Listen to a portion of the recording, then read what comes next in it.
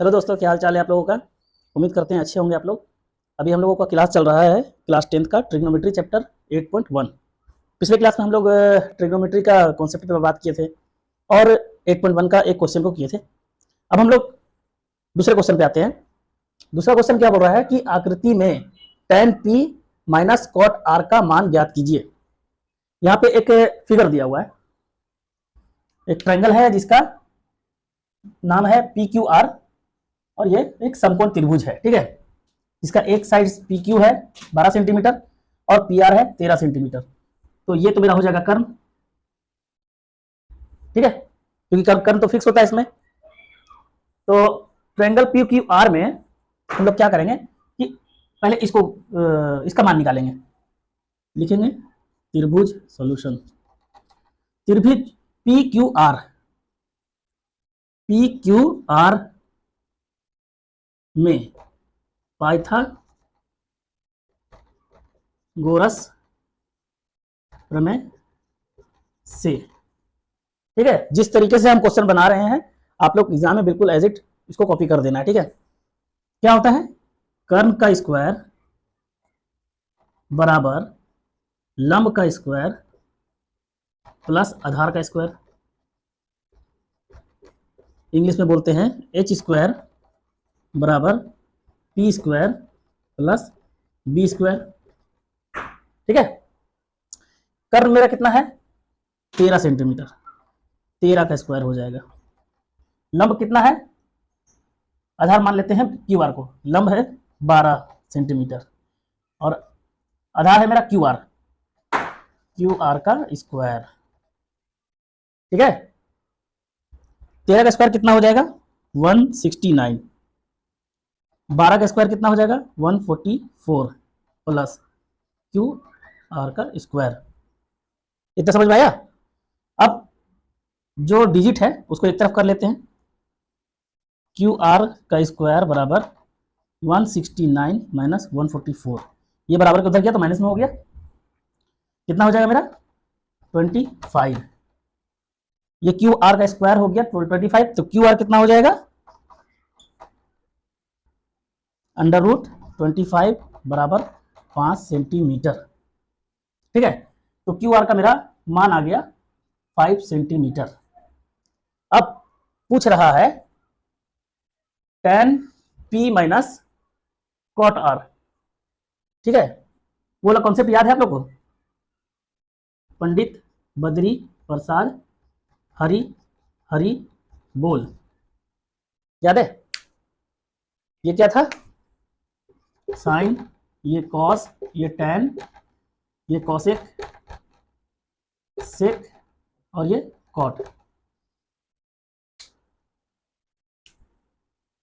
तो इसमें क्या हो जाएगा tan P और cot R।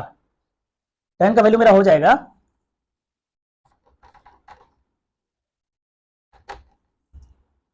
P by B, मतलब लंब बटा आधार, ठीक है। और कॉट R, कॉट का क्या हो जाएगा आधार बटा लंब, आधार बटा में लंब, यही था ना। tan का मेरा लंब बटा आधार और कॉट का आधार बटा लंब। इतना आप लोग नोट कर लिए, जगह नहीं है इसलिए डिलीट इसको मिटाना पड़ेगा।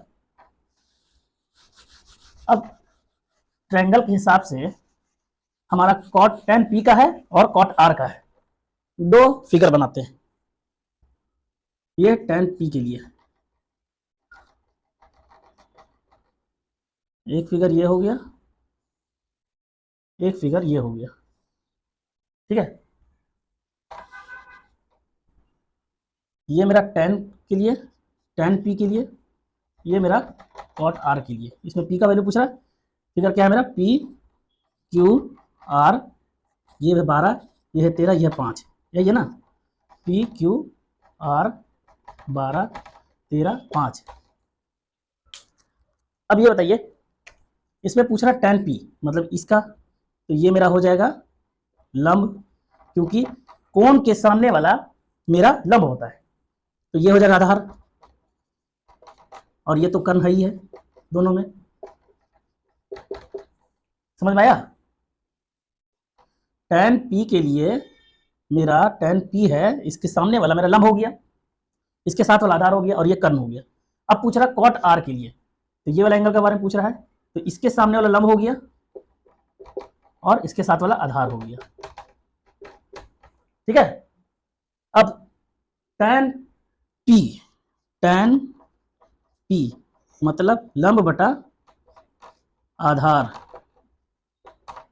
लंब tan p में लंब कौन सा है मेरा? 5 है,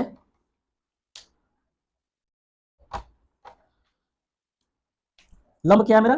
5 है और आधार क्या है? 12 है। ठीक है, लंब मेरा 5 है, आधार है 12।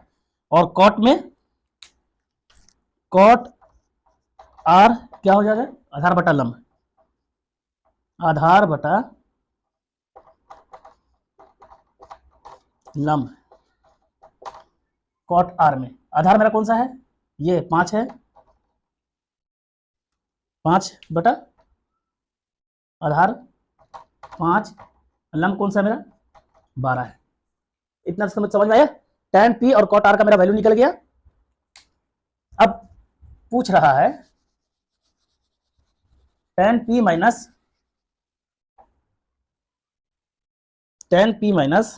cot r। यहां लिखेंगे प्रश्न न अनुसार